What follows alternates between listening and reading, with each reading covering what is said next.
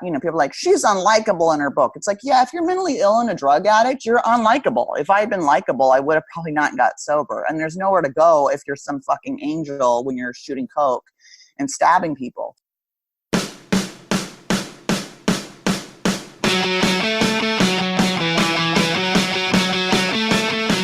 Welcome to Self-Made and Sober. I'm your host, Andrew Lassise with selfmade-coaching.com.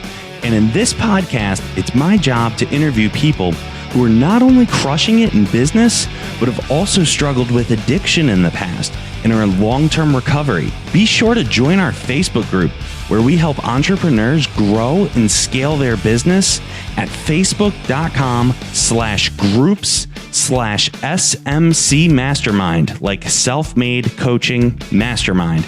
I hope you enjoy the show, and be sure to subscribe and rate the show afterwards so you can get notified each Friday when we put out a new episode. With me today is the author Amy Dresner. She's not only an author, but she is someone who is absolutely hilarious. She also got sober in 2013, and as listeners of the show know, when you get sober in 2013, it lasts for the rest of your life. Her book, My Fair Junkie, a memoir to getting dirty and staying clean. If you just go through Amazon and just read some of the reviews on it, it's so polarizing. People are, I love this book, it changed my life. And then you can tell there's the people that have the stick up their ass from like 12-step recovery that are like, this book didn't say anything I haven't heard in a meeting. Everything about this woman is just incredible. I'm sure you guys are going to absolutely love the show. Amy, thank you so much for taking your time to be on Self-Made and Sober. Of course. Thanks for having me. Yeah. So, your story is absolutely insane, but why don't you give us the Spark Notes version for the people with the short attention span? Okay. I'm 49 years old. I was introduced to 12-step and I went into my first treatment center at 25. I have been a chronic relapser with years of sobriety and then relapsing. I now have almost 6.5 years sober. I gave myself epilepsy from crystal meth. I shot coke in my neck. I abused Oxycontin and Four Loko, which is just the grossest, gnarliest drink ever. And then I've had a couple of 5150s, psych wards, and a few suicide attempts. I've been in 6 rehabs. And then in 2011, I was married and things got physical, and I was pretty loaded, and I just snapped and I pulled a knife on my now ex-husband, and I was arrested for felony domestic violence with a deadly weapon and went to jail. And I'm a nice Beverly Hills Jewish girl, so it's like I went to college. It was just not what I was expecting, and I ended up losing everything, and when it was on a chain gang and a year of domestic violence classes, and it was life-changing, and it was the best thing that ever happened to me. And I ended up writing a book about it. I've been sober ever since, and I'm a speaker and working on a second book, and write articles for The Fix. I've been writing for them for 6.5 years, I guess. And so I'm sort of the, I say all the things that no one dares say, kind of thing. I never had heard, I don't read the comments, but nothing they'd heard in a meeting. Fuck you. Like, right. For real, that book is like, no one writes an addiction. Like, there are so few hilarious addiction memoirs. I was a sex addict too, and I talk about that. And all that stuff was really hard to write about as a woman, like being like, hi, I'm a perpetrator of domestic violence and a sex addict and an intravenous drug user. Like, it's like, no wonder I haven't had a date since the book came out. Those are like the top 3 things that most people won't talk about, and the things that really can eat you up inside. So where did you get the strength to write about that, and not to toot your horn and be like, oh, you're so brave? I didn't think it was brave. I just think that if you're writing an addiction memoir and you're trying to look good, you're just not being honest enough. I mean, and the whole point of the book was to help people. That was it. I was just like, I'm going to say the shit that no one dares say. I'm going to say the stuff, Jerry Stahl, who blurred my book, who's a friend of mine, who's kind of like, an icon of me, who wrote Permanent Midnight, just said, if you had the nerve to live what you lived, you should have the nerve to write it. And I was like, okay. So the book wasn't about making me look good. The book was about making people feel less alone and less ashamed and less broken, and allowing them to laugh about stuff that they just felt deep, deep shame about. Because I just feel like if you can't find the humor in it and not take yourself seriously, not that addiction's not serious and it almost killed me, but like, if you can't laugh at some of your fuck ups and some of the heavy shit that happened and forgive yourself, like, you're just not going to make it. And so many times I think we just get this ego and we think that we are this entity that everybody is going to look down on and think all these things about us. And I mean, I was getting grilled by the state's attorney a couple years ago, and they had, it was this whole thing, and I guess it was just wrong place, wrong time. It was like the too long didn't read version. But they were asking me, how do you know this person? How do you know this person? And I was like, oh, well, like 12-step recovery. And they were like, oh my God. They're like, turn off the recording. They're like, you're so brave for telling us that. I was like, oh God. Sober. And they're like, oh, wow. Are you okay to keep talking about this? And I was just like, oh my God. I mean, I was milking it. I mean, I was trying to stay out of trouble. So I'm like, yeah, it's really difficult to talk about, but this is important and this is my truth. And they're like, wow, you're so brave. So I know. Well, I mean, people are dying. And so I think that coming out of the closet with your story, and for me, people are like, I Googled to see if you were still alive. I was like, I'm still alive, like, amazingly. Like, I think it's important. I think that we think that our stuff is so unique, like our feelings are so unique, or our struggle is so unique and so shameful. But I mean, I can't tell you the messages I get where people have just identified so much. They're just like, oh my God, thank you.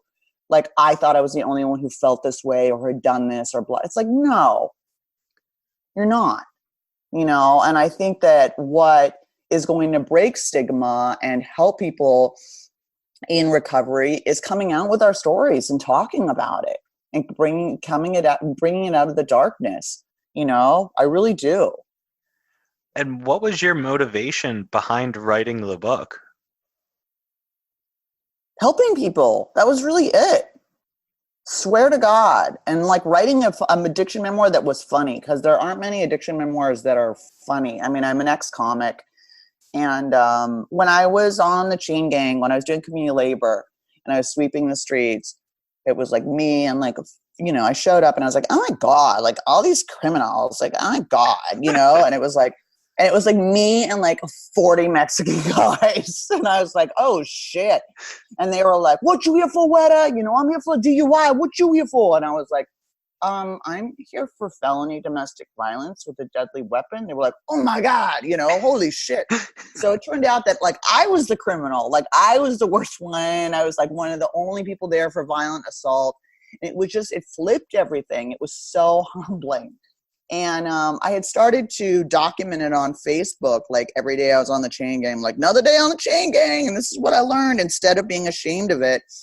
And people got behind me and they were laughing and they were just like, oh my God, that was, when I finished my time, they were just like, do it, get arrested again. That was amazing. And I was like, yeah, I don't think so. But my editor at The Fix at the time was just like, that's your book, man. That's the framework of your book. And I was like, oh, you're right.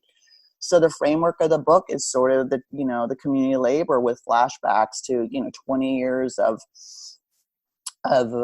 relapses and addiction and, crazy stories and all that kind of stuff.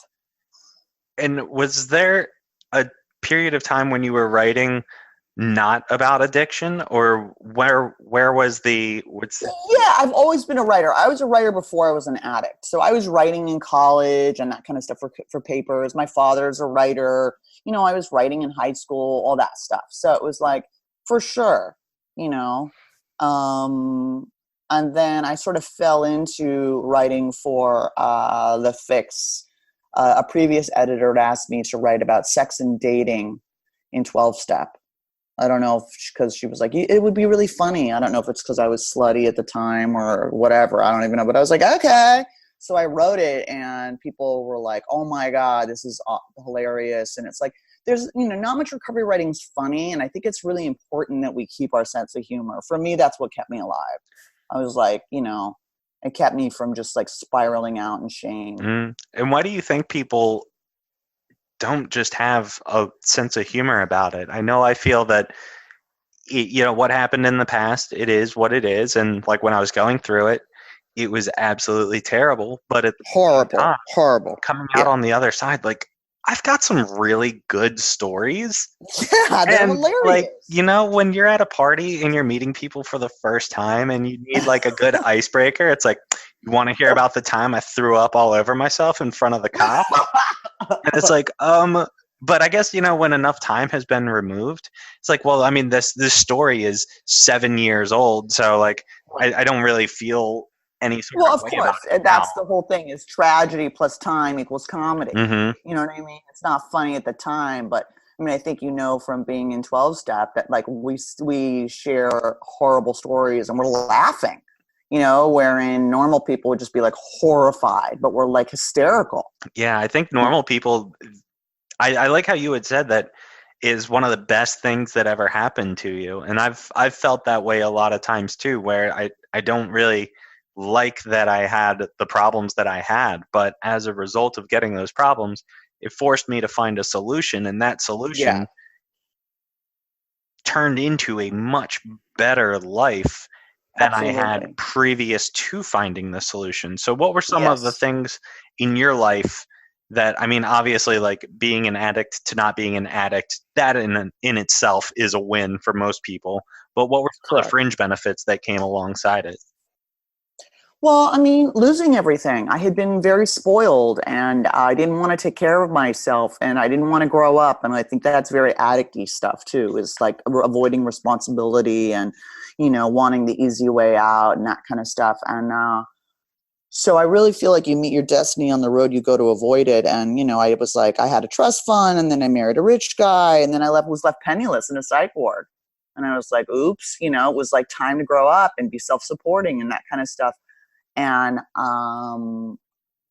so I had no choice but to do that. And also coming from sort of like, this Hollywood, Bel Air background to being on Medi-Cal disability, that sort of fish out of water, just the flipping of it and experiencing this whole other world and just realizing that, money makes things easier, but it certainly doesn't, make you happy. And that I was aware of prior because, I've had money and not had money, but I also think that, when everything is given to you, you don't have a sense of accomplishment. There's that saying, that self-esteem comes from esteemable acts. And I felt hollow. I didn't feel like I had any worth because I'd never had to do anything for myself. So all of a sudden I had to do everything for myself. And that changed me as a person. And also, the community labor. I mean, I had an epiphany doing community labor. I mean, I was sweeping the streets. It's like 8 hours in the sun. It's super exhausting. No one talks to you. They're like, you're a criminal, except for people who think that it's like volunteer, like environmental stuff. They're like, oh my God, I love what you're doing. Like, I love the environmentalism. Like, how do I become part of this? I'm like, just brandish a knife on someone. It's so easy to be part of this. You know what I mean? Like, so you're in like a clean team uniform, sweeping like syringes and human feces. I mean, it's gnarly. It's so gnarly. And I just was feeling really sorry for myself. And I was just like, this sucks. And, I'm 40 something years old. I'm broke. And, like I have a fucking felony and like, I was just like, and I was like, kind of newly sober. And I just went, wait a second.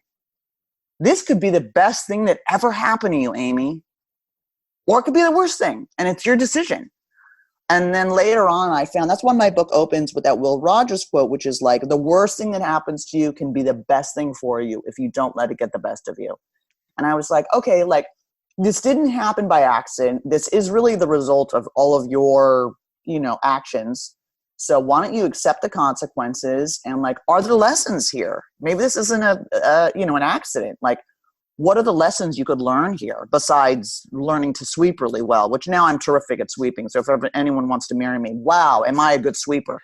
I was like, well, there's humility and there's teamwork and there's finishing what you start and blah, blah, blah. And it just, all of a sudden I embraced it and the whole thing shifted. And I just thought, you have 240 hours of community labor. You better find the fucking joy and fun in this, or you're not going to finish. You're going to be miserable. So what do you think caused that shift in your mindset? I have no idea. That's a question. I don't know, whether that was like a spiritual awakening or whatever. I don't really know. I mean, I just had a shift of perspective. I just thought, you better, because I'd struggled for so long and what I was doing wasn't working. And I just thought, you better change your whole approach, to everything. And so, I was in sober living for 2.5 years, and I ended up being the nanny of the house manager's baby for a year, and I never had children, and I wasn't maternal at all. And I had this weird connection to this baby, and I ended up having this baby strapped to me for like a year. It was like the nanny, and it turned out I was actually really good at it. And I was like, oh wait, maybe I'm not the selfish princess that I think. Maybe I actually, have maternal service-oriented things. And I think the community labor plus, it's taking care of the baby plus losing everything, all of that sort of humbled me and made me more service-oriented and other-oriented, which is what I needed. And also that no one was going to, people were over it. My parents, my friends, everyone was like, we're done, dude. We're so done. You've been doing this dance for 20, 30 years. We're tired of you at the bottom of the well, man. You're on your own. And I just thought, oh shit, no one's going to fix it for me. That was a big epiphany. Like, nobody's going to fix it for me. No one's going to save me. No one's going to fix it for me. It's on me. So when you take ownership of your life, you come to find that because you are putting one foot in front of the other, and you have decided that like life isn't out to get me. And I love how you were talking about how it's what can I learn from this situation, because so many times people just lay dead, it's just, well, yeah. I hate to quote Tony Robbins with all the fucking, stuff that's been around him lately, but he did say something interesting. I was watching a documentary, and it's like, whatever you think of him, he was like, once you realize the universe is happening for you and not to you, game over. And I was like, that's kind of true.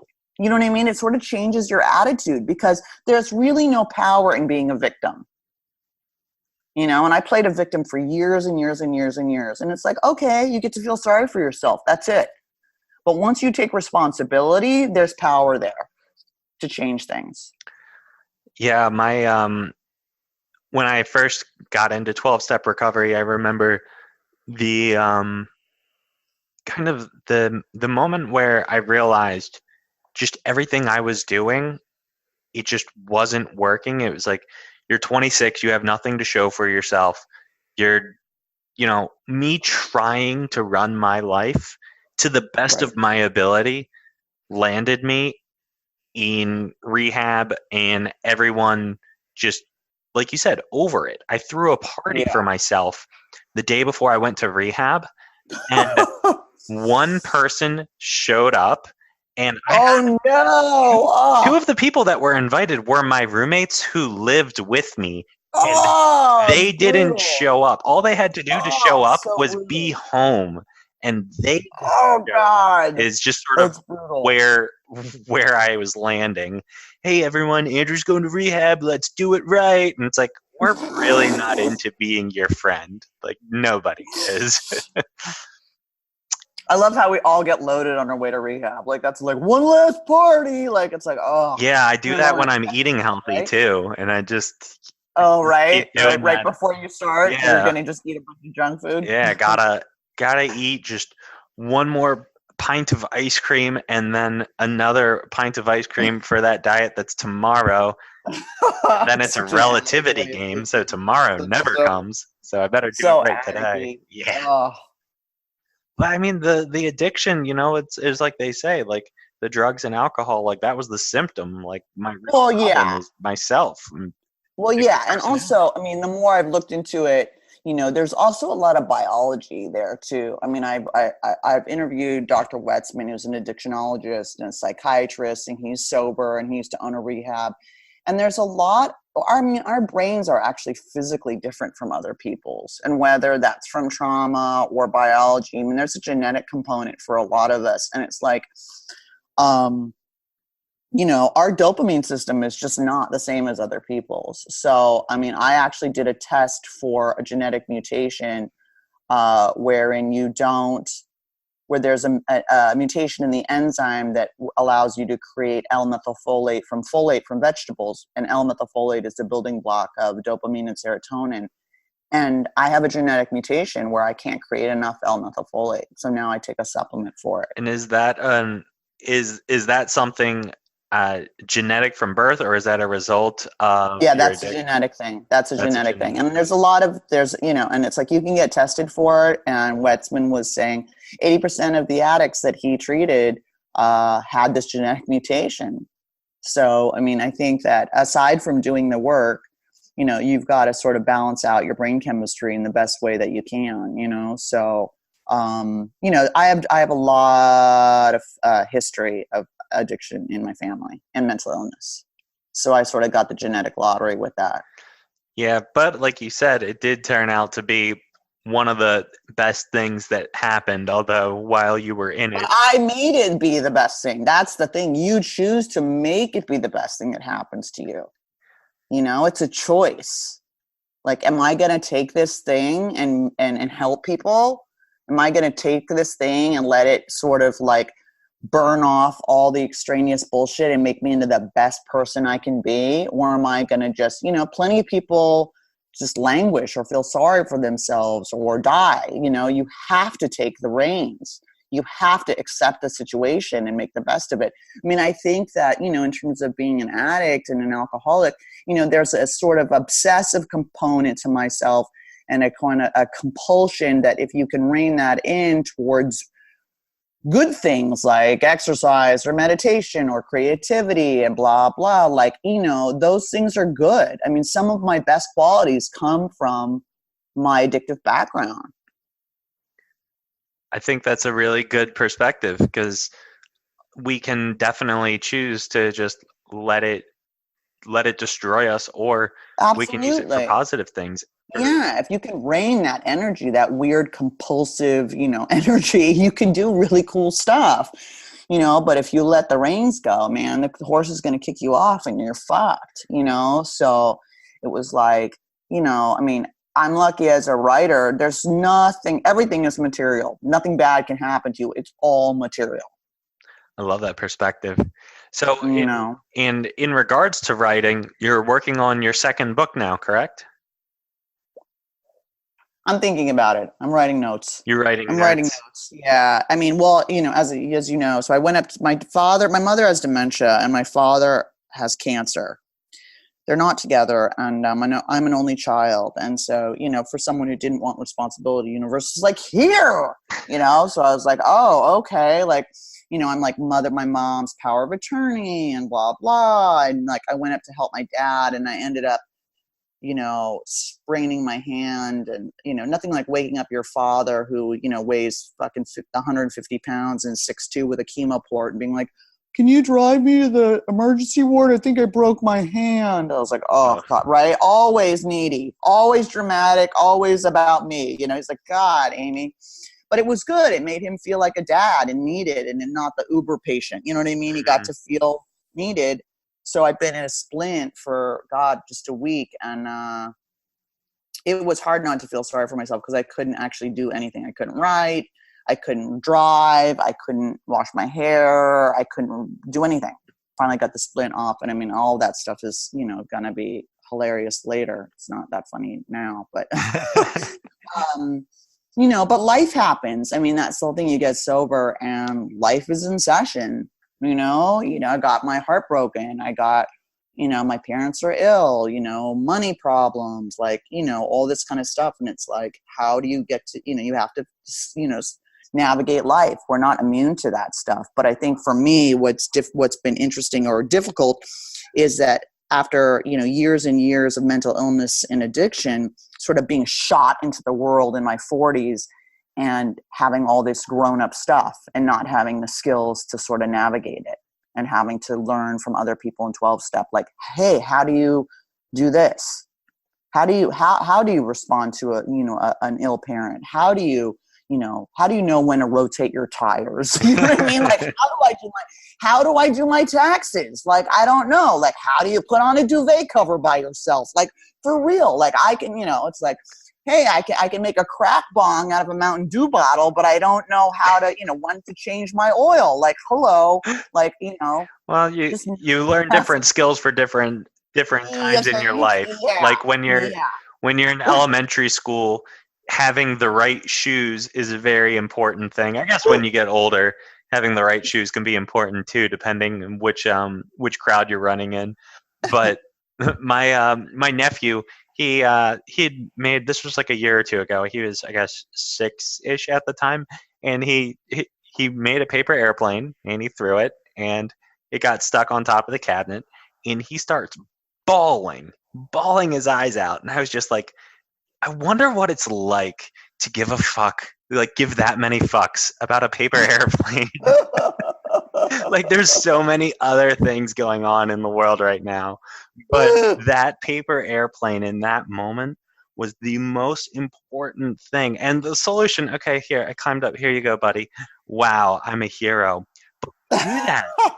We choose to focus the limited amounts of fucks that we have to give, and we focus them on either stupid shit, or we can focus them on things that are productive, and we can learn how to actually live a productive life, provide value to others, help other people. Like, these are all choices, like you said, and you can just not do any of that. I mean, in this same exchange, I mean, he's the victim, but I mean, he's also the perpetrator in the saga of paper airplanes on the cabinet.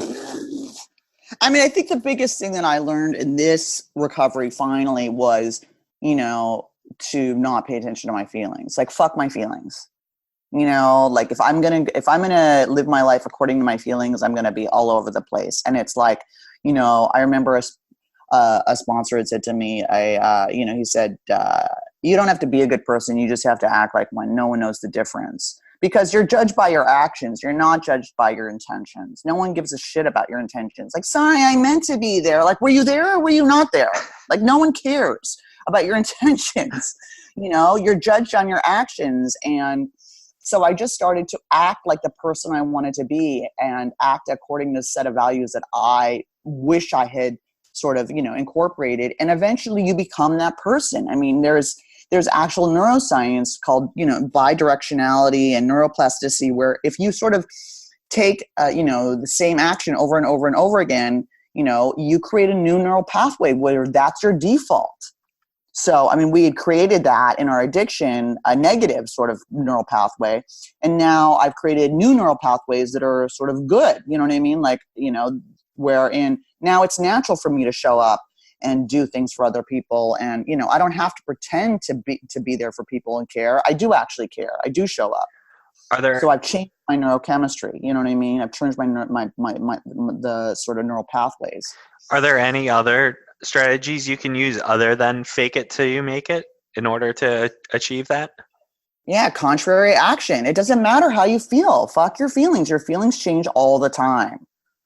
It's like your action, like, consistent action is what matters.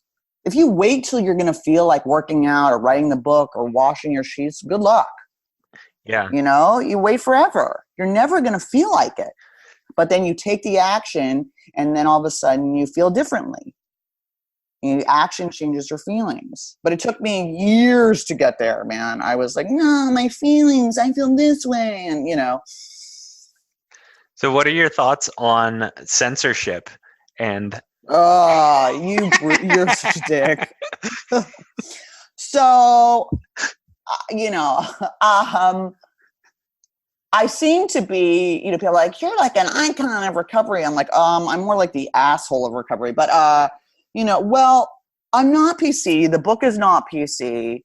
I think that, people are like, she's unlikable in her book. It's like, yeah, if you're mentally ill and a drug addict, you're unlikable. If I had been likable, I would have probably not got sober. And there's nowhere to go if you're some fucking angel when you're shooting coke and stabbing people. Do you know what I mean? Like, you gotta, but, as an ex-comic and as a writer, freedom of speech is really important to me. And I think that, what's more important than a term is sort of what's behind the term and how you treat people. And so, yeah, I recently I was recently a guest on Rare Form Radio, which is very much about like, freedom of speech and like saying the shocking shit. And I was like talking about Dave Chappelle's new thing and blah, blah. And that episode got banned on Facebook and Instagram. I don't know if someone was like, reported it as abusive or it violated community standards, or I got caught up in this algorithm where they're not letting anyone post links because, unless you outright condemn sort of the alt-right and anti-Semitism, which, hi, like I'm a liberal Jew, like, hello, that's a given. Yeah, they just won't let me post that stuff. And so it's interesting. I think it's a dangerous time to limit stuff, especially when, with addiction and people are dying. And I didn't say anything in that podcast that was that outrageous at all. But, there are people that, don't like when you, shake it up, I guess. Yeah. I don't know. I mean, I've never had a great filter. And so, for me to write a book and whatever, like I finally found like a place where not having a filter was a good thing, where people were like, thank you for keeping it real. Like, hello, like, and not saying what's PC or whatever, because there's no, you know what? There's nothing PC about addiction. I'm sorry. It's gnarly and it's ugly and all that kind of stuff. Like, but I've gotten in a lot of trouble where, like that whole new sobriety movement, I was like, hey man, like that's cool. Like if you want to do a dry January and mocktails and wear a shirt, a sparkly shirt that, has some dumb slogan on it or whatever. But like, I just want you to remember that for most of us, it wasn't a health trend. Like, oh my God, my skin's so much better and I can wake up and not get hungover at my spin class. It's amazing. It's like for some of us, it wasn't trendy and it wasn't like a social rebellion. It was a life and death situation. And I think that that's really important to remember when people are just like trying it on for size and thinking that it's, a choice. Because for most of us, it wasn't a choice. I can't tell you how many times I wanted to stop drinking and using, and I could not. And I said that, and boy, I got my ass handed to me. Woo! So what would you say is the number one thing someone who's struggling with addiction, trying to get better, what's the number one thing that they should do? Be honest and don't fucking give up. Don't give up. I love that. And if 12 steps not right for you, there's a zillion other different types of programs, and find something where you can have a support network and you can be honest and you can be accountable, and don't give up. And if you have underlying mental illness, make sure you get that addressed and get on medication for that, and don't give up. I don't care how many times you've fallen down, you can still get it. And don't beat yourself up about it. And don't, there's a whole thing about shame. Shame never helped me. And what Wetzman says is shame actually lowers your dopamine. So to beat yourself up and shame yourself lowers your dopamine. And then what are you going to do when you have low dopamine? Your brain's going to go, oh, I need dopamine. And how do you get dopamine? Sex, drugs, alcohol, nicotine, whatever. Ice cream, it doesn't matter. Your brain's just going to be like, dopamine. So it's like, it's really important, I think, to have, I'm not saying not hold yourself accountable, but I'm saying for me, self-hatred and shame and all that kind of stuff just kept me using. And one of the reasons 12-step works is because we get into a room with other people and we don't feel less than. And our dopamine goes up. We feel connected. And and that's, where it's other people like us who've done the same things and understand our brain and our fucked up thinking, where it's like, oh, a 6-shot latte is, a good idea. I mean, sometimes. always. God, I've done that and given myself a seizure. I'm like, oh, good. I've drank so much coffee in sobriety, I almost threw up. I'm like, cool, I got that moderation thing down. Doing good, Amy, doing good. You know what, though? Too much caffeine probably hasn't torn apart nearly as many families as too much everything else. Yeah, I just think being gentle with yourself while continuing to hold yourself accountable, there's that balance. I think it's really important to not just keep beating yourself up. That just never helped me. That just made me feel, there was a point where I was just like, I'm going to die a drug addict. This is it. I'm not going to get this. And my parents believed in me when I didn't believe in myself. Find someone that believes in you, and just hook onto their belief. Go, well, I don't think I can get this, but I believe that you believe. I'm going to just borrow some of that. I'm going to believe that you believe, and I'm going to, ride on that. And that's what kept me going for a long time. I was like, I'm going to die this way. And my parents were like, no, I think you're going to get it. I was like, okay, guys. And they were right. Hey, we are allowed to be wrong at times, especially when it pans out as well for us as it has in both of our lives. But Amy, in wrapping up, where can listeners find out more about you? I have a website, amydresner.com. I'm still on Facebook. They haven't kicked me off yet. Amy Dresner. I'm on Twitter, Amy Dresner. I'm on Instagram, Amy Dresner. I write for The Fix. I've written probably over 60 articles for them. And you can find me all over the place. Awesome. Zillion podcasts. Well, we'll have links to all the things we talked about in the show notes. Yeah, and the book. You can buy the book My Fridge Junkie on Amazon, Barnes and Noble, Target, wherever. Yeah, and we'll have links to that in the show notes as well. And guys, be sure to check out Amy's book, My Fair Junkie. It's absolutely incredible. Amy, thank you so much for being on the show. I know you've had a pretty crazy life the last couple of months, so I really appreciate your time. And for everyone who's listening, be sure to subscribe to the show, leave us a review on iTunes, greatly appreciate it. Follow us on Facebook, Instagram, the whole shebang. Love hearing feedback from you guys. And Amy, have a great day. Thanks, Andrew. Thanks for having me. Thank you so much for listening to Self-Made and Sober. Be sure to join our Facebook group at facebook.com/groups/SMC Mastermind, like Self-Made Coaching Mastermind. I hope you enjoyed the show, and be sure to subscribe and rate the show so you can get notified each Friday when we put out a new episode.